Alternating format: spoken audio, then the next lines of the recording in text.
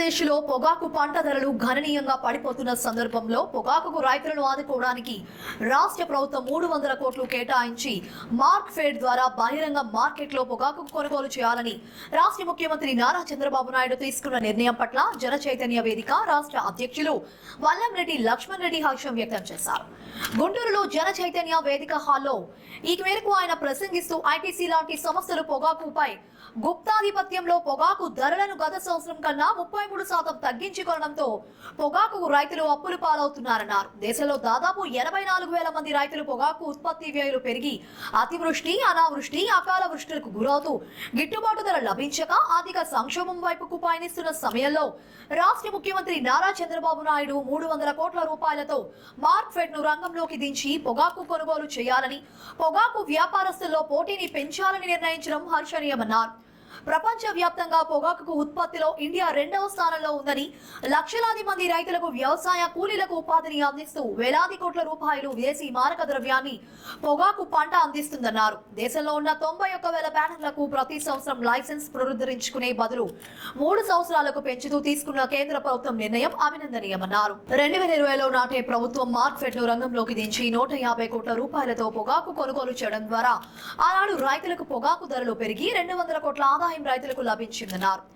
Burley పొగాకు కొనుగోలు బాధ్యతను టొబాకో బోర్డు తీసుకోవాలని కోరారు. కేంద్ర మంత్రి పీయూష్ గోయల్ గుంటూరు పర్యటన సందర్భంగా పొగాకు రైతులకు వడ్డీ లేని రుణాలను 5 లక్షల వరకు ఇస్తామని ప్రకటించడం ద్వారా రైతులకు కొంతమేర వడ్డీల భారాన్ని తగ్గించినట్లు అవుతుందన్నారు. టొబాకో బోర్డు అంతర్జాతీయంగా పొగాకు డిమాండ్ను గుర్తించి దానికి అనుగుణంగా పొగాకు పంట విస్తీర్ణం ఉండేటట్లు తగు జాగ్రత్తలు తీసుకోవాలని, రైతులను జాగృతులను చేయాలని కోరారు. భారతదేశంలో దాదాపు 85,000 మంది రైతులు పొగాకు పండిస్తూ ఉన్నారు. ప్రపంచంలో 2వ స్థానం భారతదేశం పొగాకు ఉత్పత్తిలో ఉంది.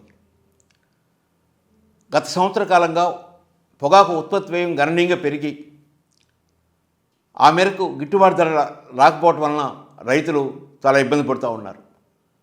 గత సంవత్సరం ధరల కన్నా 33% ధరలు పడిపోయిన పరిస్థితిని గుర్తుంచుకొని రాష్ట్ర ప్రభుత్వం 300 కోట్ల రూపాయల నిధులతో మార్క్ ఫెడ్ ద్వారా పొగాకు కొనుగోలుకి సిద్ధం కావటం, నిర్ణయించటం హర్షణీయంగా భావిస్తున్నాం, అభినందనీయంగా భావిస్తున్నాం. కేంద్ర ప్రభుత్వం దాదాపు 92,000 బ్యారెళ్లకి ప్రతి సంవత్సరం లైసెన్స్ తీసుకునే విధానానికి బదులు 3 సంవత్సరాలకు ఒకసారి లైసెన్స్ తీసుకునే విధానాన్ని ప్రవేశపెట్టడం ద్వారా కూడా రైతులకి మేలు కలుగుతుంది.